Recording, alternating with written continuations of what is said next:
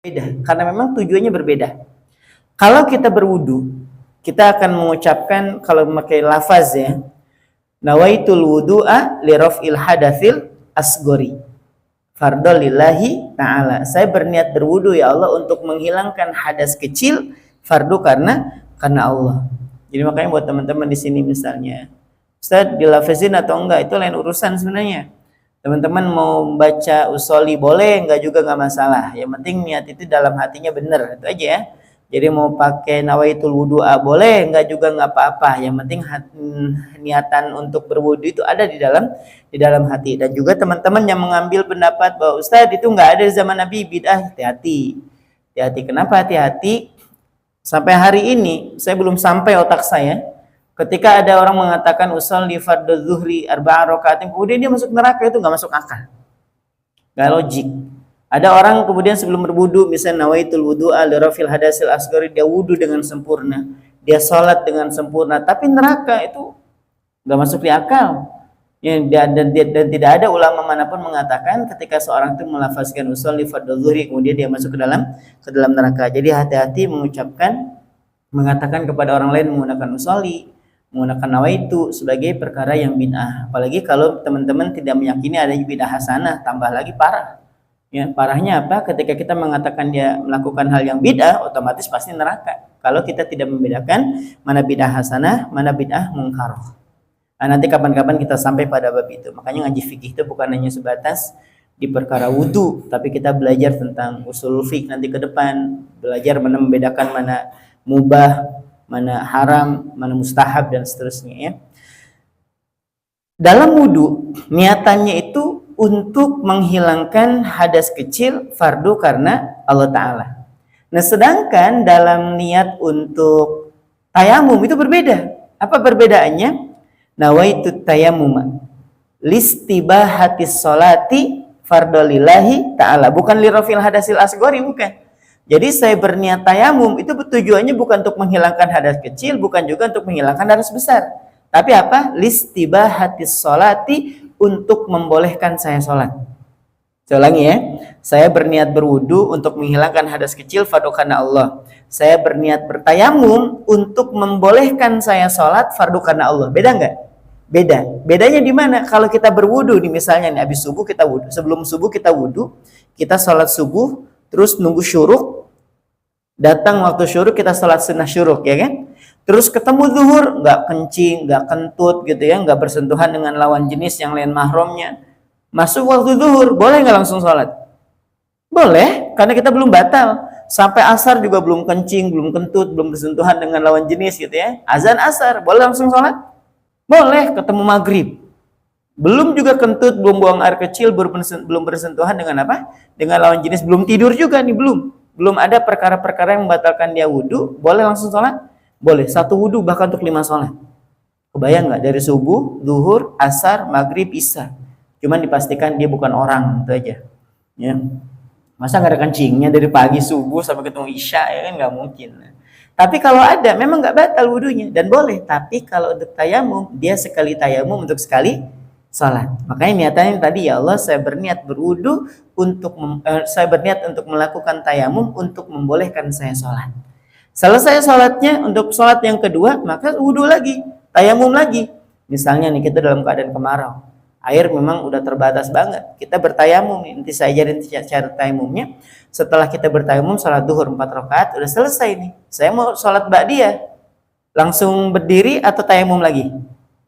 Tayamum lagi, karena untuk satu kali tayamum, untuk satu kali sholat. Berbeda dengan wudu. Kalau wudu mau qobliyah, ba'diyah, setelah itu nanti nunggu maghrib langsung qobliyah maghrib, terus abis itu maghrib, ba'diyah maghrib, nggak masalah. Itu kalau wudu. Tapi kalau untuk tayamum, dia satu kali tayamum untuk satu kali sholat, gitu ya. Itu perbedaan yang paling mendasar. Yang kedua, perbedaannya adalah kalau berwudu dengan air, kalau tayamum dengan debu atau tanah. Jadi nggak usah pakai kumur-kumur ya. Ini saking solehnya. Oh, tayamum pakai kumur-kumur ya. Pakai debu tapi ya, debus namanya. Jadi ini yang perbedaan yang paling mendasar. Kalau wudu pakai air, kalau tayamum itu pakai debu atau tanah yang suci, tentunya yang suci. Baik, kita masuk ke tata cara tayamum. Sekarang Karena memang kita sedang belajar fikih waqi, fikih realita. Yang kita hadapi sekarang ini kan berbeda dengan zaman dulu. Zaman dulu misalnya ketika melakukan perjalanan, hampir semua perjalanan dilakukan oleh darat. Ya kan? Pakai unta, pakai keledai gitu kan. Kecuali di Indonesia tahun itu ya, mungkin pakai burung Raja Wali ya kan. Nah, atau terbang langsung pak gitu ya, sampai ke ujung mana gitu.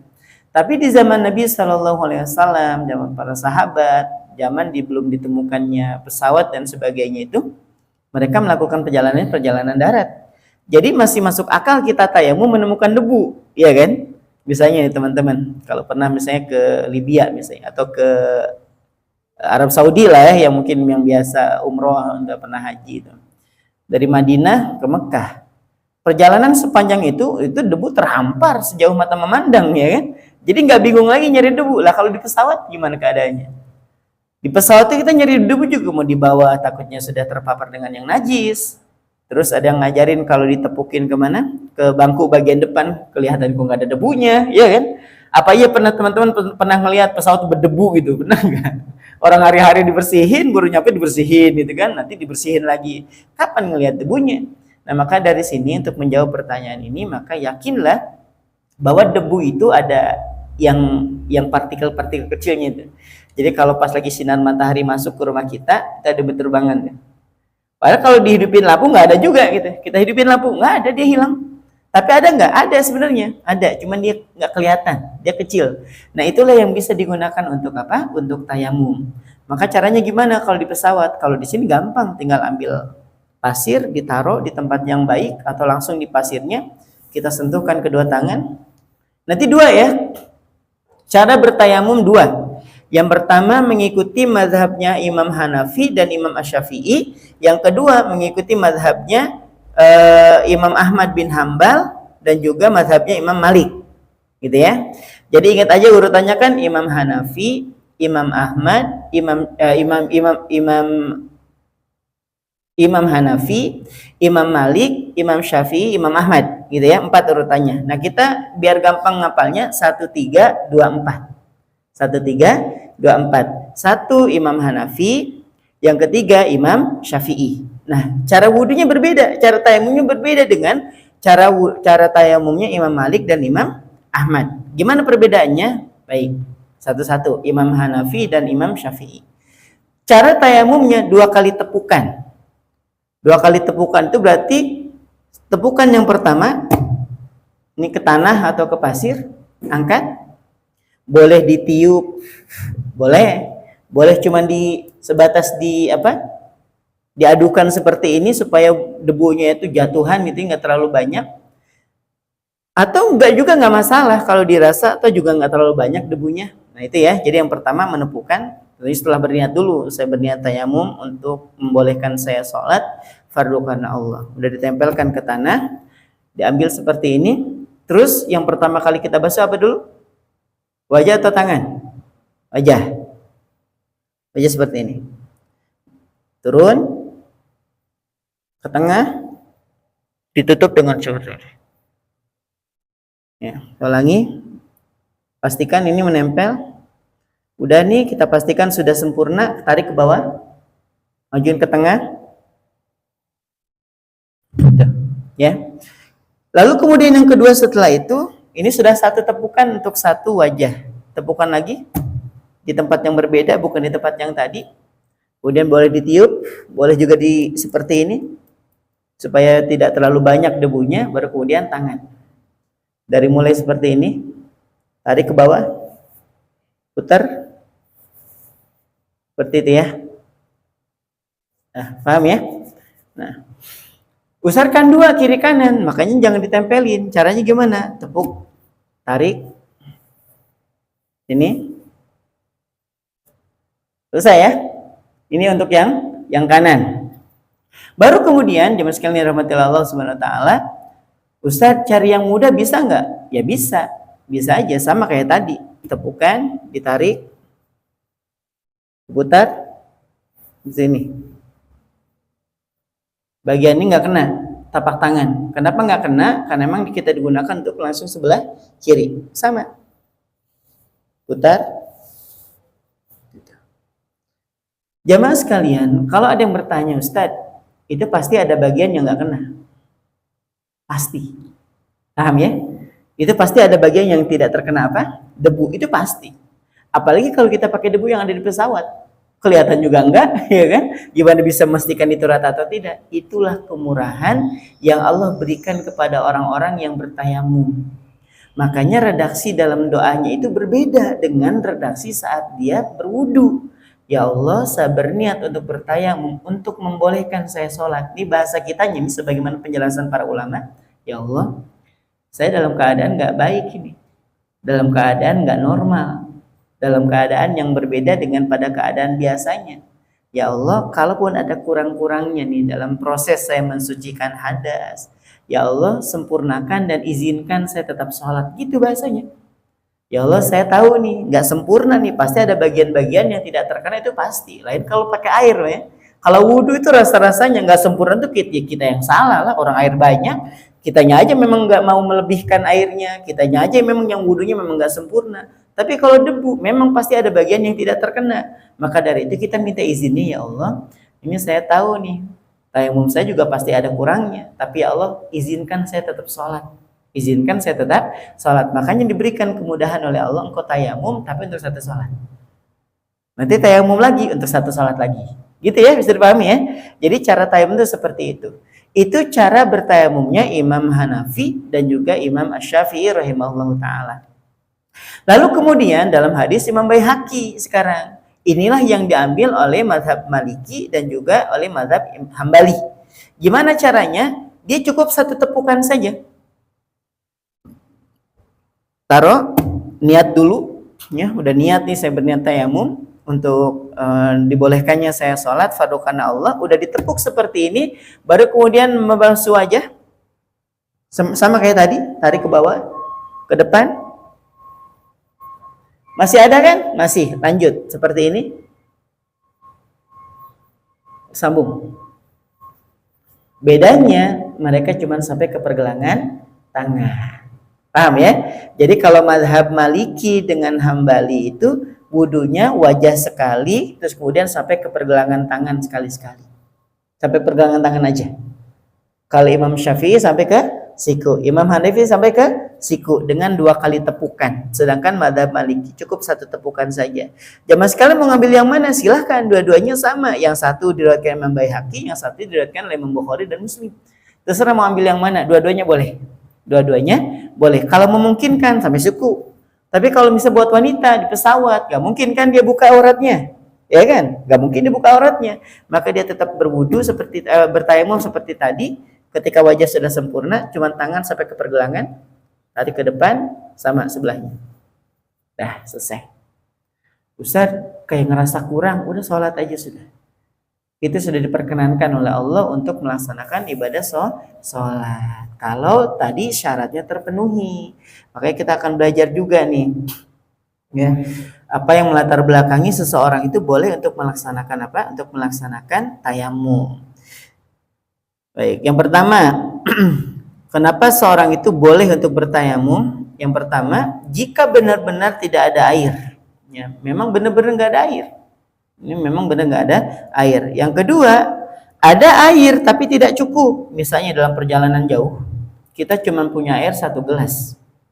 Perjalanan kita ini dimungkinkan masih setengah hari lagi perjalanan. Kalau kita minum ini, kita pasti kehausan. Pasti kehausan, memang nggak cukup ini. Kalau dipakai buat wudu, memang sih masih bisa ini setengah lagi. Tapi keadaan nyawa kita terancam. Maka ini tetap disimpan, sekalipun ada air, kita bertayamum.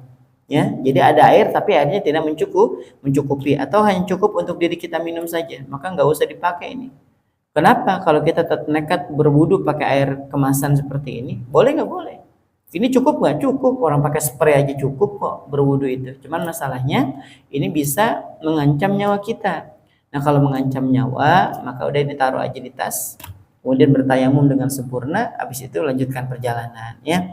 Yang ketiga, kalau dia dalam keadaan sakit, yang kalau dia bersentuhan dengan air, maka penyakitnya akan bertambah. Misalnya ada orang yang koreng di bagian lengannya, ya kan? Korengnya parah kiri kanan, apalagi kalau yang punya penyakit gula misalnya. Sudah mau korengan di bagian kakinya, nggak bisa itu. Nggak bisa. Karena air nggak bisa dia, apalagi sudah dimasukin kain ya, ya Allah sampai panjang gitu kainnya itu dimasukkan ke dalam lubangnya itu ya Allah. Ini nggak usah dipaksain wudhu. Nah buat orang seperti ini boleh melaksanakan tayamum. Yang keempat, ada air tapi tidak terjangkau. Misalnya teman-teman yang suka hiking misalnya, yang suka hiking, yang biasa berburu, bukan berburu jimat ya, yang suka berburu air terjun, ya, pas lagi naik memang ada air tapi di atas, dan itu pun masih belum tahu, namanya juga berburu ya kan, berburu air terjun, jadi konon katanya di atas ada air terjun, cuman kan kita belum sampai ke atas, masih di bawah, sedangkan air nggak ada, tinggal sedikit cuman buat minum. Ini kalau nungguin sampai atas udah ketinggalan sholat, belum tentu juga nemu. Nah maka sudah cukup dengan tayamum. Yang kelima, jemaah sekalian dirahmati Allah Subhanahu wa taala, syaratnya sudah masuk waktu sholat. Ya, misalnya nih, kita nggak ada air, tapi belum masuk waktu sholat, nggak boleh tayamum. Sampai kemudian kita tahu bahwa oh ini sudah masuk waktu zuhur, maka boleh kita tayamum. Kenapa? Kalau kita bertayamum sebelum waktu azan, karena nggak ada air. Ternyata azan itu azan zuhur berkumandang bersamaan dengan turunnya hujan, maka tayamum kita tidak dianggap. Tidak dianggap. Bahkan ketika kita sudah bertayamum, Allahu Akbar, hujan gitu ya. Nah, maka tayamum menjadi batal. Nah, lain kalau misalnya jamaah sekalian sudah masuk ke rakaat kedua atau rakaat ketiga, sekalipun hujan itu turun, maka dilanjutkan dengan sempurna. Tapi kalau bertakbir pertama, Allahu Akbar, hujan, udah batalin salatnya, wudu dengan sempurna, habis itu salat lagi. Baik. Tayamum diperbolehkan, namun juga harus memperhatikan kebersihan dari debu itu. Jadi nggak semua debu itu bisa kita pakai, pastikan nggak ada tai ayam ya kan, nggak ada kotoran kucing atau kencing kucing juga sama yang diperhatikan. Dan kalau di pesawat, nah ini dia yang sebagai penutup ya, di pesawat itu sama halnya dengan kayak tadi, cuman kita cukup menepukkan tangan kita kemana? Ke depan kursi depan kita, ya tempelin aja di kursi depan kita atau di jendela yang memang ada di samping kita. Atau kalau mau di atas juga boleh gitu, boleh, yang penting jangan yang di bawah ya. Kalau di bawah itu kan sepatunya orang, kita nggak tahu bekas ginjak apa. Yang nempel-nempel aja di dinding, di jendela atau di bangku, Ustaz nggak kelihatan, biarin aja nggak apa-apa. Ustaz kan di kamar mandi masih ada air. Nah ini dia nih, kadang ada orang tuh kalau bahasa Sundanya tuh merekedewang tuh pala batu gitu ya. Pala batu itu udah tahu itu dalam melaksanakan perjalanan, tapi nekat pengen wudhu dengan beranggapan air juga di kamar mandi juga ada. Memang ada. Ini kebayang nggak kalau 300 orang yang di pesawat semuanya wudhu di situ? Habislah air. Ya, jadi memang keadaan airnya memang tidak mencukupi. Bahkan sudah disampaikan jangan sampai berwudhu gitu. Kenapa? Kalau wudhu di kamar mandi itu nanti ketika memang udah kehabisan air karena semuanya berpikiran yang sama, nggak sempurna kalau nggak pakai air misalnya. Itu kalau pas lagi pas lagi apa kehabisan air, itu daruratnya lebih banyak. Ya sudah biar aja sudah, apalagi kalau melakukan perjalanan jauh. Misalnya perjalanan umroh atau perjalanan ke Eropa misalnya. Itu yang membutuhkan waktu sampai 12 jam, 9 jam. Nah itu pakai aja tayamum. Nah, tapi kalau perjalanan kita nih dari sini ke Surabaya ya. Misalnya nih, pas take off itu jam 12. Berarti kan jam 12.21 kita masih di pesawat kan ya? Masih di pesawat. Ustaz, ini gimana tayamum atau enggak? Kalau boleh saya saran, kalau boleh saya saran, nanti aja, karena toh juga lagi dalam keadaan musafir, nanti ada di bab sholat nanti ya, tapi saya spill dulu sedikit.